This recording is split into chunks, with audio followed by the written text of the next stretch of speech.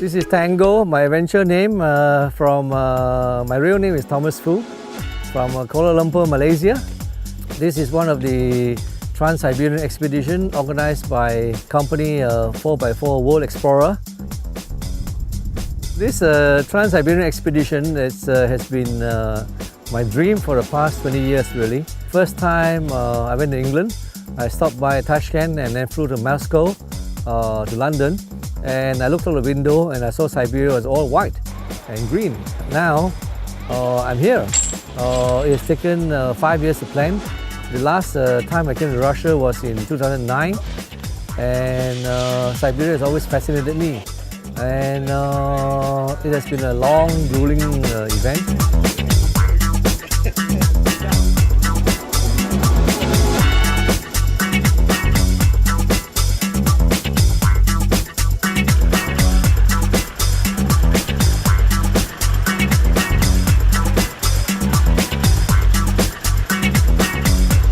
Good morning.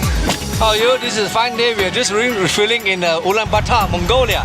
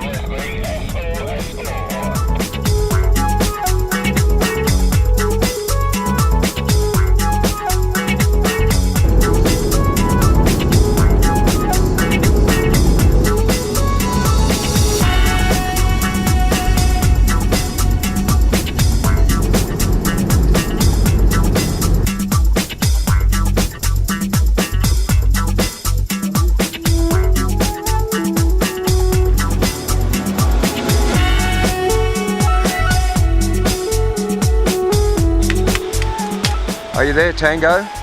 Metcalf? Yeah, mate, when you come back across, come back towards where I'm standing, closer to that wall. It could be shallower there rather than where you went in up there.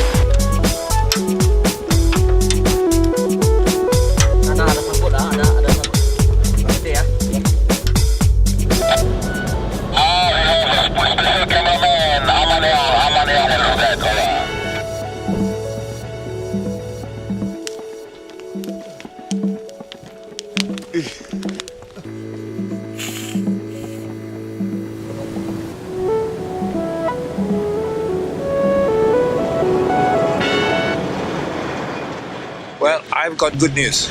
Kitchen set up, all packed up, and my patients, all 5 of them are brilliant. So we're going to have a lovely wet day, and I wish you all the best.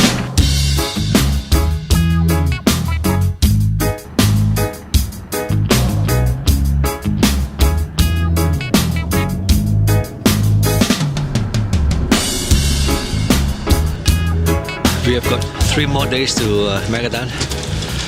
We are on the Kolyma Highway, Road of Bones, and we are about 600 kilometers.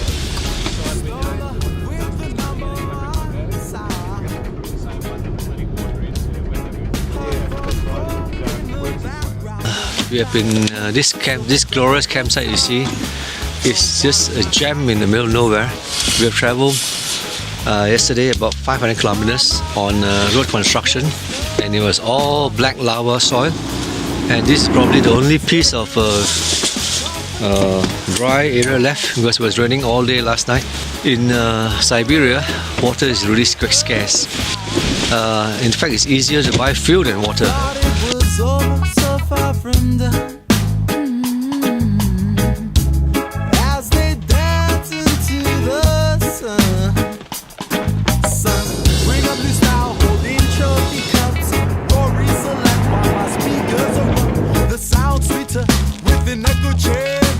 Don't you know that the other danger, 3 bottles of crystal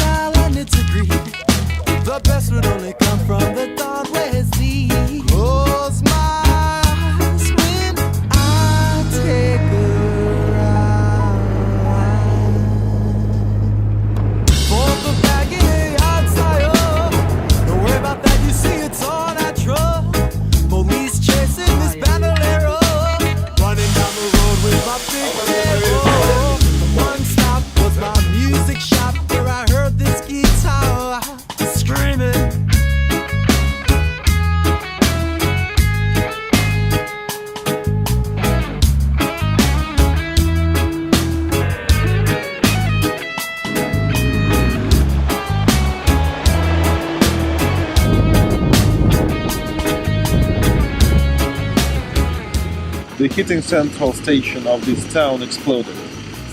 And about 27,000 people had to abandon their town because they could not survive at the frost lower than 40 without centralized heating. So they closed all the production here, they had mining production, they closed all schools, everything. They dropped their pieces, their belongings, and just left it. They ran away to the warmer areas.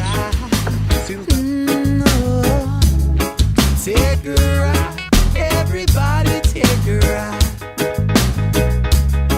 Take a ride, everybody take a ride. The most memorable moment, I think, is driving on the Road of Bones and thinking about what life must have been like for the people who made the Road of Bones. When you look at how people live today, the absolute survival, subsistence living that they have, the style of living is so absolutely basic. And to think that they're so much better off today than what they were in the days when they actually made the Road of Bones is staggering. To comprehend how they could survive in the cold without the technology we have today is just amazing. The most stunning things I've seen, I think, again are on the Road of Bones, where we saw mile after mile after mile, hundreds of miles and kilometres of beautiful birch forests and fir trees and stunning mountains and rivers rushing past over beautiful rocks with massive slopes of shale and other rocks that just are really incredible.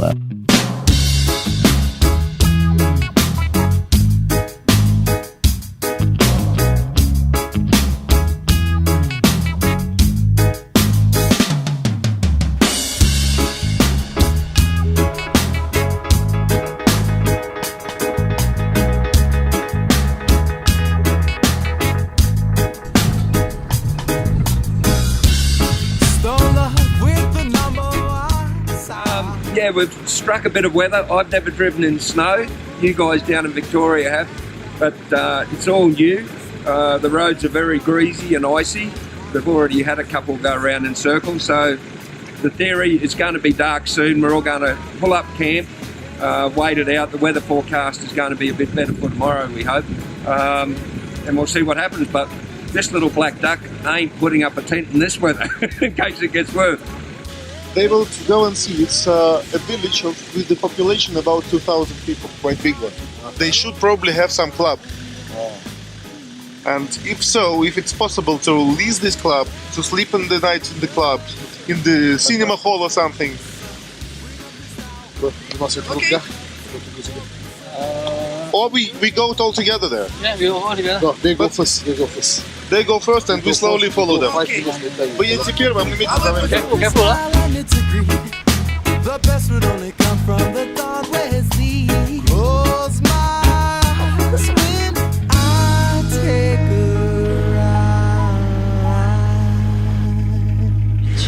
Somehow we just counting the hours to go through, and now we're still alive. We are still in one piece. This is Aldan Plateau, which is from 1,000 to 1,300 meters above sea level, and normally you cannot predict the weather in this plateau. So you see we have plenty of snow. Maybe in 2 hours when the sun will rise it will be all melted, but you never know, maybe it will start snowing again. And we expect raining in 150-200 kilometers ahead, but you also never know because this is unpredictable in this area. Have fun.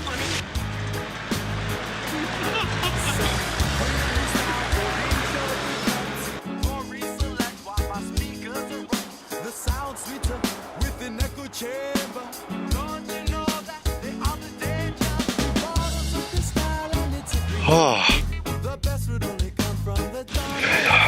Sleeping bag was too small.